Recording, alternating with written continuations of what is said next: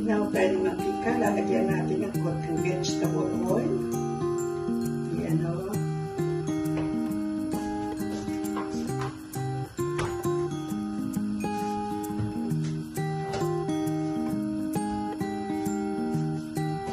Painitin lang natin ng kaunti ang ating mantika at ilalagay na natin ang bawang.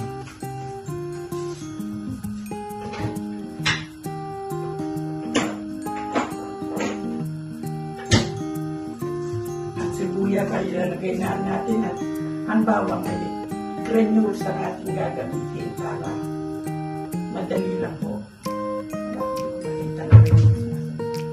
Ito ang granules.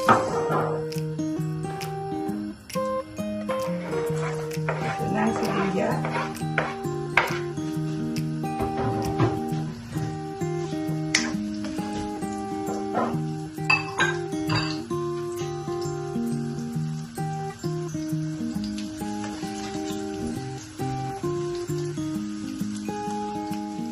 Dito ko na ho ang sibuyas. Tinugod na natin ang silisang bilbaw. At ngayon naman, ang ating susunod. Ayan, bola-bola. Nahihila ko lang ho ng tama. At ilalagay naman natin ang carrots.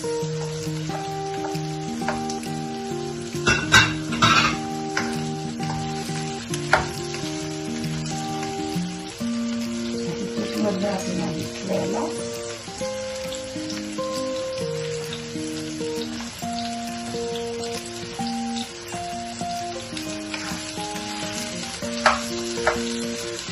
At ang bente.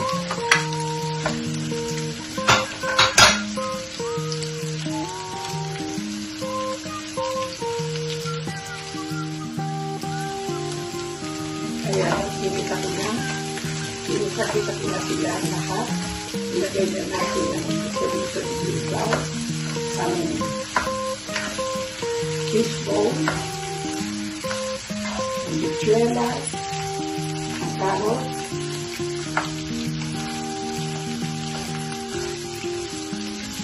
kaya mas bisa-bisa na ulan.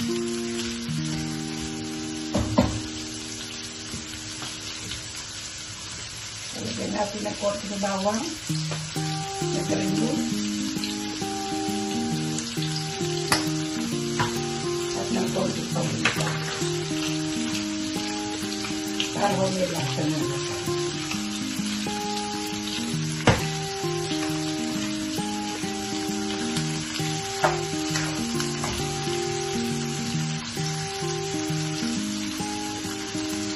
Dito na mo karamihan ang ito ko. Ito ay pinagulaman po kita na nagigas ko. Dahil naman ako yung kumakain na dito. At tinungunang ginipis sa kita ang mga vegetables.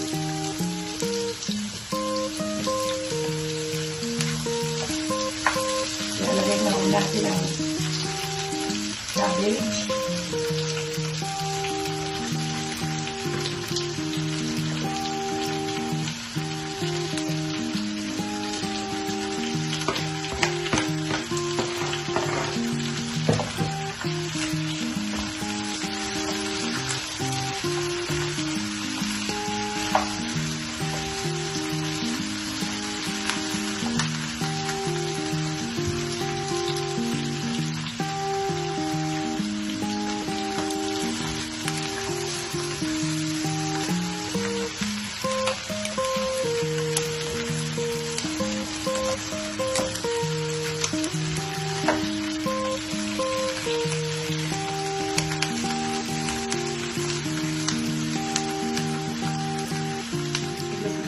Toge on top.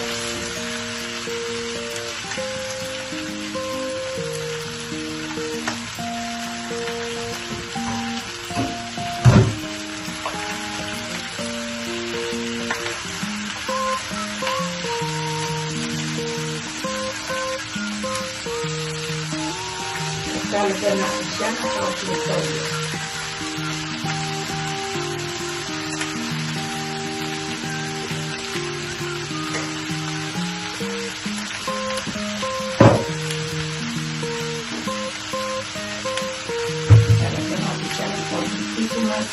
Para huli natin ang pansit.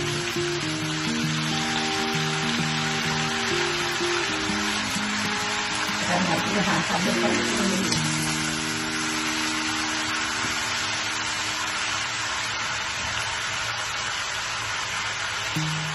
Pinakukuluan na ho natin at pagkatapos na kumuluyan, talagay na natin yung ating noodles.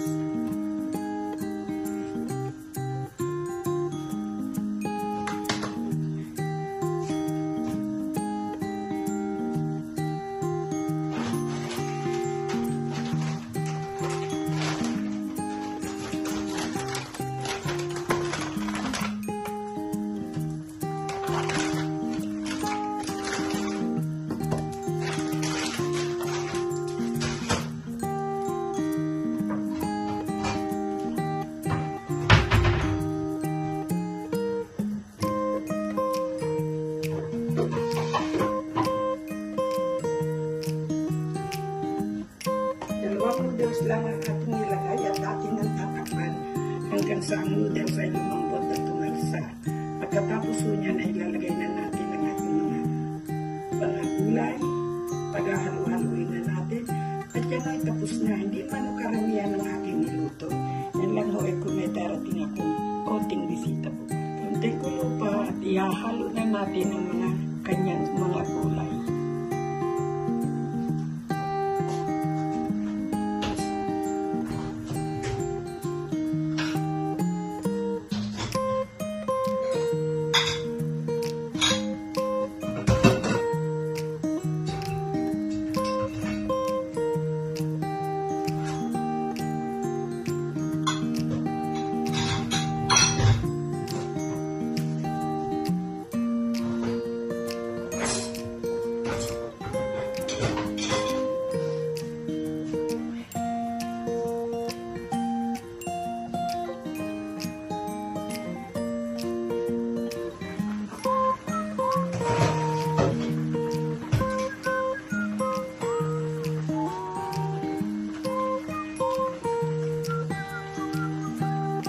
Pansit ay malambot na at pwede na ihalo ang ating mga gulay.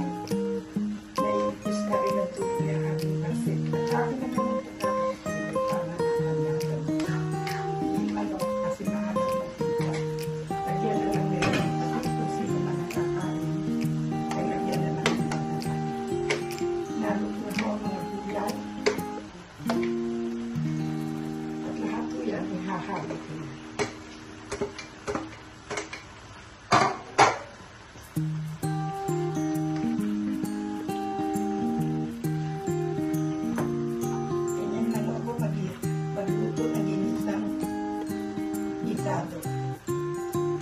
Lahat naman natin please at hindi ako naglalagay ng mga kami kundi yung laman ko salisong bibaw at saka baseball ang nilalagay ito ang ating pansit gisado. Konting mekos na lang ho at luto na ito at lalagyan natin ang daon ng sibuyas sa ibabaw pagkaluto. Ganyan lang ako magluto ng pansit gisado. Ang madali ang luto lang.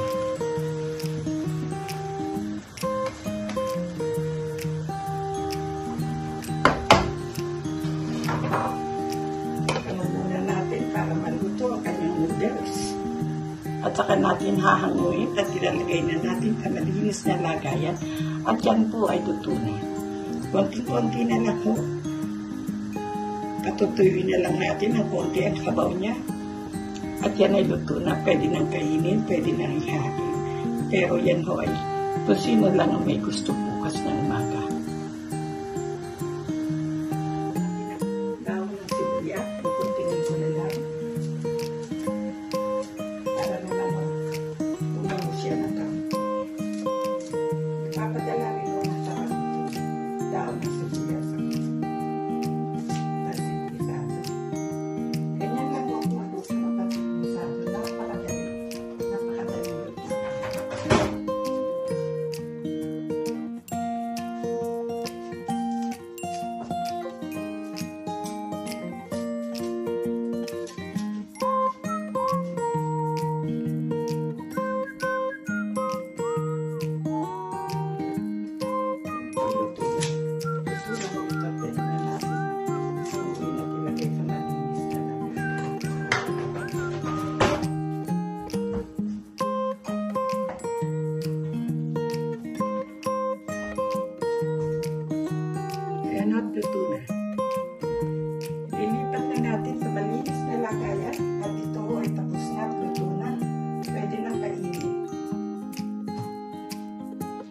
Lalagay ko lang mo ito dito. Kung sino may gustong kumuha, at pwede sila kumuha.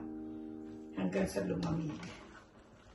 Ito ho ang finished product ng ating pansit gisado.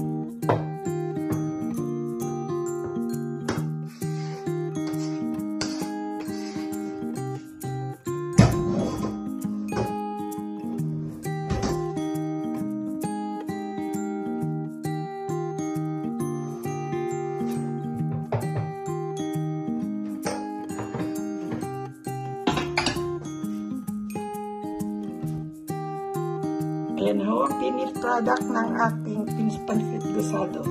At pwede na ho kainin yan kung sinong may gusto. Maraming salamat sa pagtingkilik ninyo sa aking munting bahay. At sana'y panoorin ninyo kung ano man ang aking ginagawa sa aking munting bahay. Maraming salamat sa inyo.